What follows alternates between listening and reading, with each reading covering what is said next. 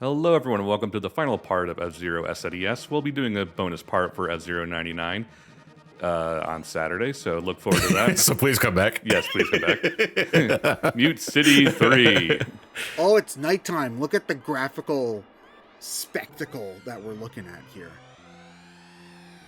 I forget, did F-Zero OG have like mirror courses or some other shit like that? No, most of the courses are for like Mute City 2 and 3. They're the same general layout with some new quirks like these little ridges here, so you can't just use the entire track or mines. Like mines on the floor. Oh, I jumps. can't wait. At the time of this recording, King Cup has not been released on F-Zero 99. I can't wait for the mines to be everywhere. And with 99 players, they're going to get exploded all over the place. You know, the first thing I thought of when I saw that this being announced on the Direct was of you, Ryan. I was like, oh my god, what is his reaction going to be? Because, like, I had no clue. Like, So this is what happiness feels like. I mean, honestly, I thought that he'd be pissed. That was No. my first I mean, thought. F-Zero 99 is functionally what we want. We just want new graphics and cups and stuff, not the Super Nintendo game.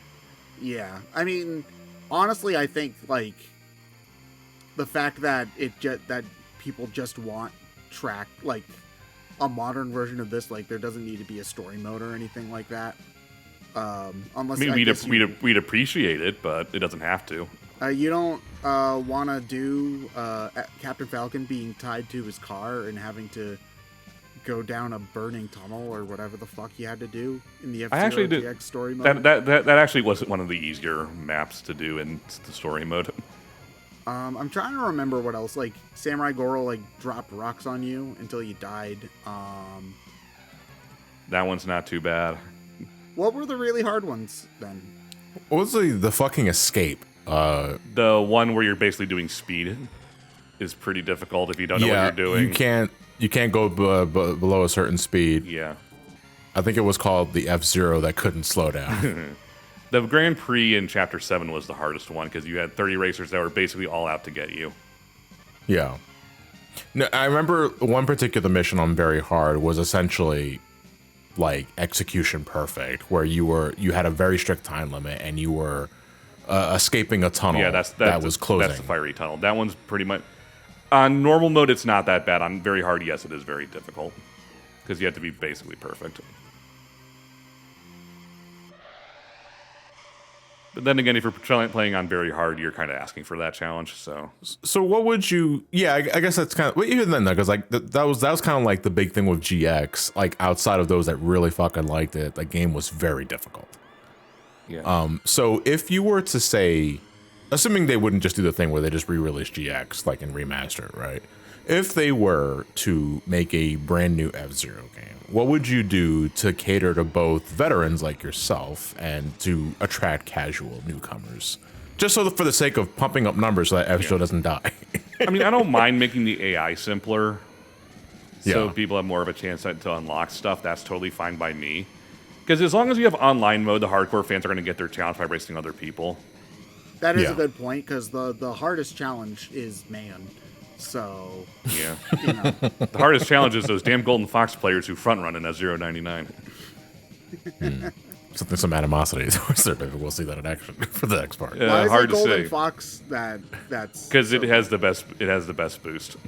Oh, okay. So they And it just has did- the most health recovery when going over the recovery pads. Oh, so you just boost at the end and win is what the strat is. No, for Golden Fox, the strat is boost all the time and get your health back before everyone has a chance to kill you. Oh, okay. Oh, right. Because I keep forgetting because they're so similar in look that in terms of gameplay they're very different. Because F-Zero 99 has new F-Zero boost versus this game where you have like 5 or whatever. Doesn't it also have like the X or GX spin? Yes, but that's more of a get off me tool rather than an attacking tool. Leave me alone. I'm just imagining Captain Falcon doing a sick kickflip, being like, "Stay away from me, man." Unfortunately, the Blue Falcon is the worst car in F-Zero 99 at the time of this recording. Poor Captain Falcon. Can't fucking have shit. Has Captain Falcon ever like been top tier in a Smash game? Now that I'm thinking about it, I think he was the best character in 64. I thought that Kirby 64, he was No, I don't. So I don't really pay attention to Tier list and stuff that, especially for 64. I do recall Captain Falcon being high up there, and obviously, like he was also considered a really good pick for Melee. Yeah. Melee only has 3 characters, John. I mean, I'm not going to argue that, but if you were one of those freaks that picked outside of the pantheon, Captain Falcon was pretty fucking beast in Melee. I think he's a top quarter of the roster in Ultimate. Oh, okay. That's good. He's usually pretty good in Smash Brothers. Well, he's fast. I think it's pretty hard. At the point, we're so beyond the point though where folks associate him now with Smash Brothers more than F-Zero. I mean, that happens to a lot of characters. Like, who's the baseball cap wearing kid from Earthbound from Smash Brothers? Joker from Persona 5. Yes. Did you know that Persona 5 was a huge influence on Earthbound's development? Being the first RPG ever made, Persona 5 had a lot of things Never saw it coming. in common with Earthbound.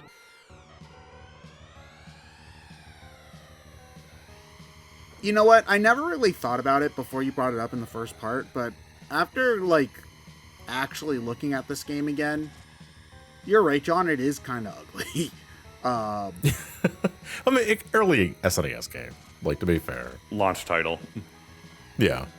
Yeah, launch title, because this game was released alongside with the SNES. Yeah, I mean, it does have a charm to it, and, the background looks pretty nice, the purple sky and the whatever the fuck those things are. The ones really far back look like little clams with eyes peeking out. To me, I guess. The backgrounds are kind of charming, but whatever the fuck is next to the road, I don't get it. Yeah, I don't understand what the grid is supposed to be outside of the road. I always took it as a cityscape below the track or something. Yeah, but the way that F-Zero graphics, Mode 7 graphics work, it just kind of looks like it's right next to it. This is fine, with the purple water next to it, but even the grass, I assume that's grass. That's not the worst, but whenever you have that, metallic-y looking, computer chip ass stuff next to it. This stuff. Yeah. It's kind of So, compared to other racers I'd imagine around this time, I'd imagine F-Zero was sort of unique in some regard because you had a power meter. Now, power in this game is just health. Yes. It's not used for anything other than just how long your vehicle has left before it detonates. But running into other cars, running into the side of the walls, drains power. Yes. Right? There's nothing else you can do. Kaboom. fuck you. I think you're more than lost. Captain, I think you're dead. You lost your life. Captain Falcon's fine. Fuck yeah. The car explodes. He runs out. He's on fire. And the fucking firefighters put out the car first before Falcon. So this is Port Town 2 that adds a lot of hairpin turns at the end. It gets pretty... Yeah, I'm looking tricky. at the map that. The fuck is that you're coming up to right now? Who the hell designed this road? Falcon Dick. I'm not sure who designed the tracks for this game. I know Takia Imamura was the artist behind it. I can find out. So I know that this game, being the classic, gets a lot of recognition. The 2 Game Boy games. 3. Game Boy Advance. There's 3 Game Boy Advance games? Yes. Okay, because I know there was Wait, what? I thought there was only 2. Okay, there was Maximum Velocity, which released with the Game Boy Advance, which is a very good game. There's GP Legend, which was the tie-in to the anime, the first one that tied into the anime. There was a Japan-only second tie-in game that released after the DS came out. What? Yeah, so it's no wonder it did poorly. Also, the anime only got 10 episodes in here before it got canceled. Clearly, just people don't like F-Zero anymore. Yeah, man. Even though it basically does as well as the system it's on. I've done the math. It keeps a pretty... Nobody likes F-Zero. You're not even listening to me. The console-wise retention rate is about the same for each system. So the percentage-wise of the people who owns SNES owned F-Zero 1, who is the same percentage of people who got X for the N64, who got GX for the GameCube. Honestly, I wonder what the fate of F-Zero would be if GX was released on the Wii instead of the GameCube. Exactly. Or the Switch. Yeah, I would say the Wii more because the Wii did a- gangbusters, you know? Yeah. Like, casual or not, there was a lot of heads on the Wii. Yeah, if they did like a new play control for GX on the Wii. I don't know how well something. those did specifically, because But even then, it's another release. True. It's another chance for the game to get exposure. true. F-Zero, and it F-Zero never unfortunately happened. has a Star Fox problem of not being released on super popular consoles a lot of the time. Yeah, because like I was thinking about you brought that up, and I'm like, okay, so that means the SNES and the GBA versions probably sold fine, but The SNES sold over 2 million units, GBA sold over 1 million, X sold over 1 million. GX sold about 650,000 copies, which is pretty good for the GameCube. yeah, that's honestly not bad. That's like when you compare it to other games that Nintendo It's released. sold significantly better than Path of Radiance, I'll tell you that much. Yeah, or even like Eternal Darkness, which is also another like cult classic GameCube game. I'm sure that it's more than that. You know, Yeah, Skies so- of Arcadia. The only F-Zero games that did poorly were the two anime tie-in games, which it's like, well, they're anime tie-in games. What did you expect was going to happen? I think also being on the Game Boy Advance when you already have maximum velocity and there doesn't appear to Yeah. be much different gameplay wise. But Bonk. Falcon drunk. Falcon drunk. Wow, it took us this long to get to a Falcon Punch joke. I'm impressed with. Yeah, ourselves. so if an F-Zero release on the Switch or, you know, if the Switch 2, whatever the system's going to be, does well, F-Zero on Switch or Switch 2, whatever, could easily do 3 million. I mean, the Switch is also like every line game released on the Switch has been the best performing game in its franchise. Yeah. Pretty Wonder why. much. Like It's almost like on a Dread. system it's almost like it's on a system that performed well. Yeah, but it's like it's been surprising to me how consistent and how regularly it's happened. Like Luigi's Mansion 3 being the best selling Luigi's Mansion. Okay, makes sense. The 3DS one was kind of wonky and GameCube. Metroid Dread being the best selling Metroid, it was the first like 2D Metroid in fucking nearly 20 years. Over 20 years. It was at that over point. 20 years? Cause No, it wasn't, because Zero Mission was No, 2005. Oh, right. wait, no, Fusion? No, Oh, Fusion wait, was. we're forgetting about. Oh, yeah, fucking- right. Zero Mission. Yeah, Not right. even You know, Zero I don't know why I Mission, blanked on Zero Mission. Samus Returns. Right. Yeah, but like, Honestly, I would say that that's not a remake, but even then, I completely glossed over Zero Mission. That's a remake, though. yeah, So, but I don't like, know. yeah, It but, depends on what you want to count, I guess, but yeah. Still, a long fucking time is the point. yeah, but like, Kirby in the Forgotten Land is the best-selling Kirby game. That honestly surprised me. I know, like, being 3D Kirby is a big deal, but like, it's not like there hadn't been Kirby games on that franchise on that platform before.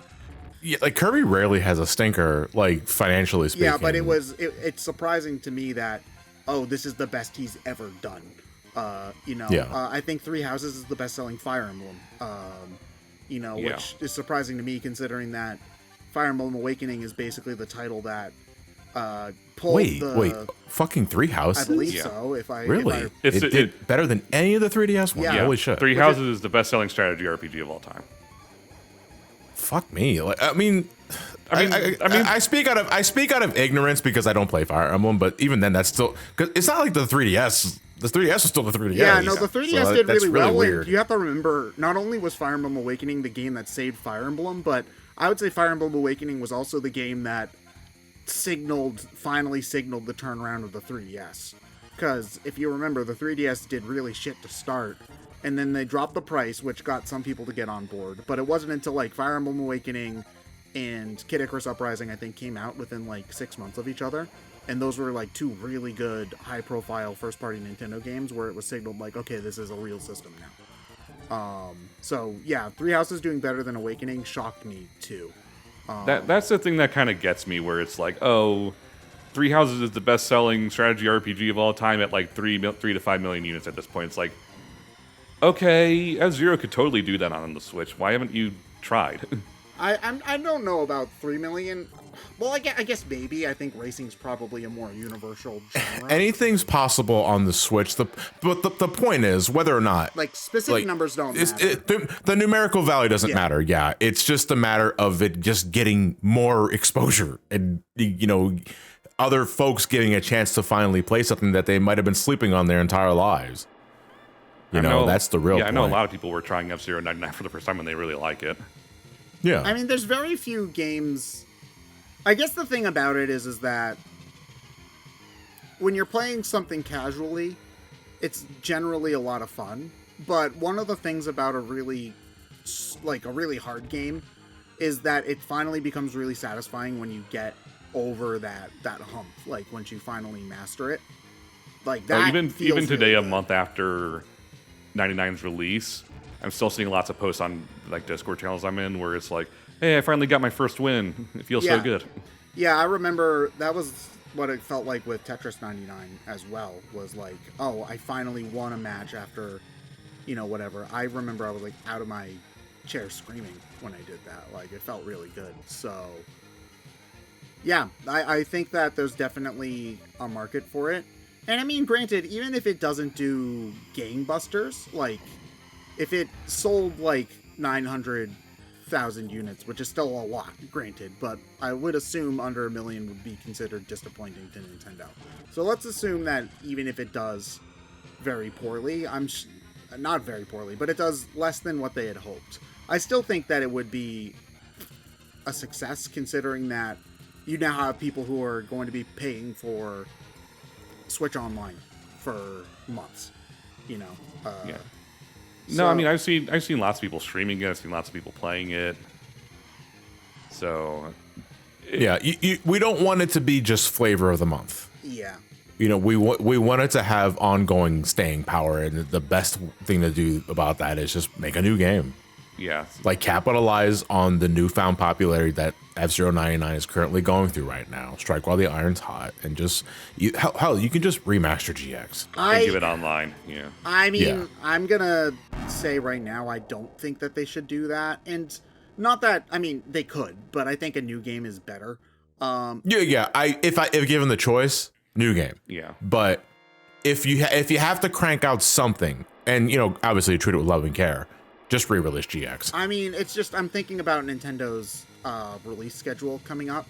One of the big complaints about that newest Direct was that it felt like it was all re-releases. Which was leading everyone to believe at the time of this recording that they're winding down the Switch development. I mean, it's... I mean, but isn't that the big thing? Everyone's expecting Switch 2 by next year. Yeah, for sure. I believe so as well. So Nintendo has released a statement saying that they plan on supporting Switch until at least like 2025, but that doesn't mean anything considering that they released... they put 3DS games like 2 years into the Switch's life cycle. Yeah, exactly. Yeah. Yeah, they're not going to immediately just drop Switch support just for the sake of the new console. Yeah, No. but I mean, I wouldn't be that surprised. I mean, granted, the Switch is 6 years old at this point. Assuming we get, almost 7. Assuming we get a Switch to, let's say, 2025. Like, that's still one of the longest runtimes for a Nintendo console, I would think, where it's the primary... Spec compared to the last one. Yeah, oh god. The Wii U is so bad. Oh no, Ted, we're at the point where people are remembering the Wii U fondly, and it wasn't that bad. It was an underrated system. Oh, It's like, so now you like Twilight Princess. yeah, it's like no, the Wii U was a bad system. Let's not. I deluded myself too. I thought the Wii U was a good system for a long time. Hey, listen, I'll give you. It still has the best Mario Maker. I would, I would agree for that. I do not like the UI. I don't like making levels in Mario Maker 2 because I don't the functionality of the touchscreen and the Switch. I don't like as much as the Wii U gamepad. Yeah, just something about the stylus feels right. I bought a touchscreen stylus for my Switch. It just isn't as good. Yeah, and until they re-release the Zelda stuff on Switch or the Switch 2 at this point, and I guess Xenoblade Chronicles X, Wii U gamers still have some advantage, I think. Star Fox Zero, yeah. Hey, I'd be down for a re-release of that game if they took the opportunity to fix what was wrong with the original release. Well, I think the problem... So, Star Fox Zero, we have done a recording for on this commentary channel already. It's... I think my stance on it's going to be pretty outdated, considering we did it like 5 years ago, if not more. Yeah. I mean, if you're willing to get into the mindset of it, it's not a bad game. I just think you can't re-release that game and make it a game that people are suddenly going to get into. Because for one, the controls are so built around the Wii U's gamepad, and that's actually one of the things I respect about it, is that it's the only Wii U game I can think of outside of Nintendo Land, which is a tech demo. Like, it's the only full-fledged Wii U game to really try to be a Wii U game. Like, it has to get some respect points for that. And it's... But wouldn't you say that the Wii U functionality was a major turnoff for that game in the first place? It's a turnoff for a lot of people, because Star Fox, again, kind of like F-Zero, was always supposed to be an easy-to-learn, hard-to-master sort of deal, you know? And making it hard to learn, hard to master doesn't really help. I remember at the E3 before its release, and everyone was struggling with the game, and you just saw pictures of Miyamoto at the E3 kind of just going like, They don't know what they're talking about. And so, like, I'm still in the camp of, whoa. Falcon trunk. I'm still in the camp of, if you can get yourself into the right headspace and, like, wrap your head around the controls, there's still fun to be had there. So... with that point stated, I think that if they were going to do Star Fox, the best thing to do is just make a new game so that you're not trying to somehow make that work on a normal controller. And also, it probably wouldn't be something people would want anyway. Like, I think Zero's reputation is too far gone for it to be fixed at this point. Star Fox Zero, sorry. Oh, I thought you said F-Zero. No, the Wii U game, F-Zero. Yeah. I mean, there's also the fact that I think making a new Star Fox game is a lot more complicated than making a F-Zero game. Complicated in the sense that if you make an F-Zero game, like Ryan said, all people really want is just new tracks and online. Maybe like a new mechanic to make it feel gameplay distinct. Like, but that's it, pretty much. Like, they don't want much.